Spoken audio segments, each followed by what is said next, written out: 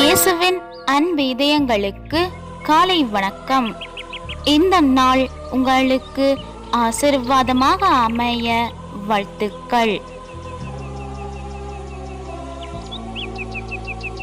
இப்புதிய நாளுக்கான ஆசீர்வாத இறைவசனம் 1 யோவான் அதிகாரம் 5 இறை வார்த்தை 4.